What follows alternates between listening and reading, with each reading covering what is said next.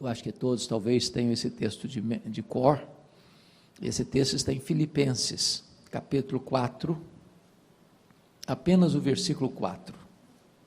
E o apóstolo Paulo, que estava preso em Roma, na sua primeira prisão, sendo acusado pelos seus próprios irmãos, os judeus, mesmo naquela circunstância carrancuda e cinzenta, escreve para aquela igreja em Filipos, dizendo assim: alegrai-vos sempre no Senhor. Outra vez digo, alegrai-vos. Você é uma pessoa feliz? Você é uma pessoa feliz? Não precisa ter muita pressa em responder essa pergunta, não. Quando eu penso nisso, me lembro que Paulo escreve esse texto não hospedado num hotel 5 estrelas em Roma. Ele escreve esse texto de uma prisão, algemado, sendo acusado injustamente. E ele diz assim: alegrai-vos sempre no Senhor. Outra vez digo, alegrai-vos. E ele nos ensina 3 verdades aqui. Primeira, a alegria do cristão não é um pedido, não é uma sugestão, é uma ordem. A alegria aqui não é substantivo, é verbo, e verbo no imperativo. Em outras palavras, você não tem o direito de ser uma pessoa triste. Ser uma pessoa triste é um pecado. É um pecado de desobediência a uma ordem expressa de Deus. Isso porque o evangelho que nos alcançou é boa nova de grande alegria. O reino de Deus que está dentro de nós é a alegria no Espírito Santo. O fruto do Espírito é a alegria. E a ordem de Deus é alegrai-vos. Mas Paulo diz assim: alegrai-vos quando mesmo? Sempre. Então vou fazer uma perguntinha para você. Você tem problema na sua vida também? Ou só eu que tenho na minha? De vez em quando alguém fica doente na sua família também, ou só na minha que fica?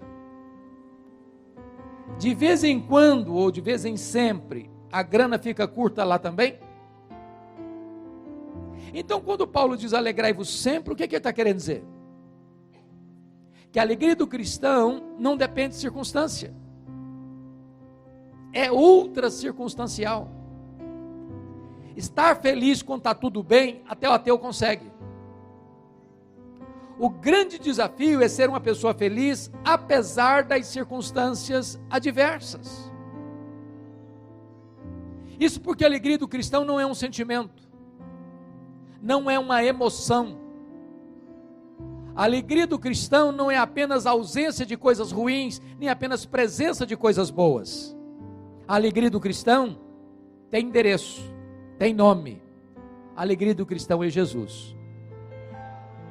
Portanto, se você tem Jesus, você é uma pessoa feliz. Se você não tem Jesus, você pode até ter momentos felizes, mas não é feliz. Porque a verdadeira alegria é Jesus. É por isso que Paulo diz assim: alegrai-vos sempre no Senhor. Então esse texto nos ensina que a alegria é imperativa, é ultra circunstancial e é uma alegria cristocêntrica. Bom, mas não é preciso ser um grande entendedor da alma humana para constatar que nem todos os crentes, salvos pela graça, estão desfrutando desta alegria, estão usufruindo desta alegria, estão bebendo desta fonte inexaurível, inesgotável. Basta você olhar para alguns semblantes, basta você conversar com algumas pessoas, parece que é uma aura de tristeza. Quando Paulo escreve dizendo assim: meus irmãos, eu quero que vocês saibam que as coisas que me aconteceram têm contribuído para o progresso do Evangelho, eu preciso perguntar para Paulo: do que você está falando? Que coisas são essas? Que circunstâncias são essas? E ele poderia fazer um resumo para nós assim: Eu fui perseguido em Damasco. Eu fui rejeitado em Jerusalém. Eu fui esquecido em Tarso. Eu fui apedrejado em Listra. Eu fui açoitado em Filipos. Eu fui escorraçado de Tessalônica. Eu fui enxotado de Bereia. Eu fui chamado de tagarela em Atenas. Eu fui chamado de impostor em Corinto. Eu enfrentei feras em Éfeso. Eu fui preso em Jerusalém. Eu fui acusado em Cesareia. Eu enfrentei um naufrágio para Roma. Eu fui picado por uma cobra em Malta. Eu cheguei em Roma preso e algemado, mas eu quero que vocês saibam que essas circunstâncias contribuíram para o progresso do Evangelho. Esse homem não crê em acaso, esse homem não crê em sorte, esse homem não crê em azar, esse homem não crê em misticismo, esse homem não crê em determinismo cego, esse homem não crê em olho gordo, esse homem sabe que a mão de Deus dirige o seu destino.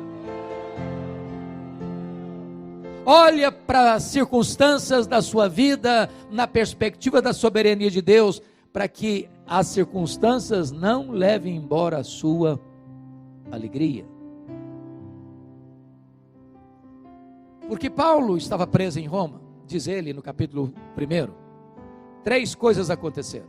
Primeiro, a igreja foi mais encorajada. Quando viram Paulo preso, trabalhando mais do que eles na cadeia, do que eles lá fora, livres, eles se mexeram,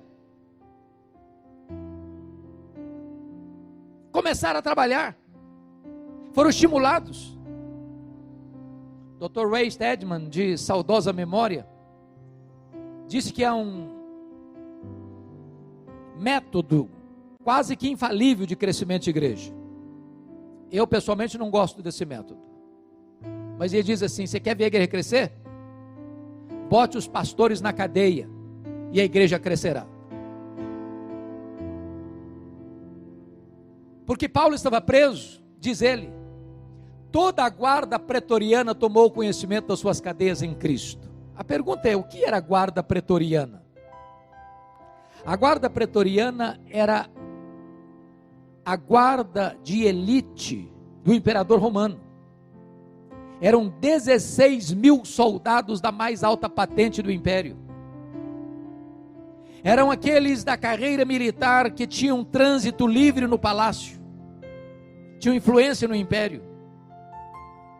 Se Paulo estivesse solto, ele jamais teria alcançado a elite de Roma. Quis a providência divina, embora carrancuda, que Paulo estivesse lá dentro do palácio, sob a égide do imperador, e o imperador colocando diante dele a elite de Roma, e colocando lá dentro o maior evangelista da igreja da época. E como Paulo estava sob a proteção do imperador, tinha que ter todo dia um soldado algemado com ele, em 3 turnos por dia, durante 2 anos, em rodízio. E o que Paulo fez? Evangelho neles, evangelho neles, evangelho neles. O cara nem podia sair, estava algemado com ele.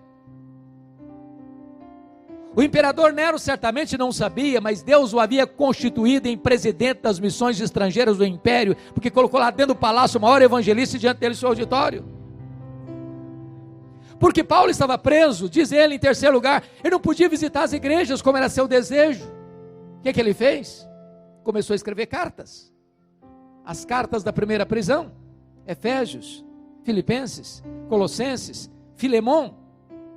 Se Paulo estivesse solto, talvez nós não teríamos essas joias na nossa Bíblia. Então entenda uma coisa: tem hora que a sua vida parece que está de ponta cabeça, mas nessa hora Deus está escrevendo o capítulo mais importante da sua história. Você pode ter perdido o controle, Deus não. O plano de Deus não pode ser frustrado, e o plano de Deus é melhor que o nosso.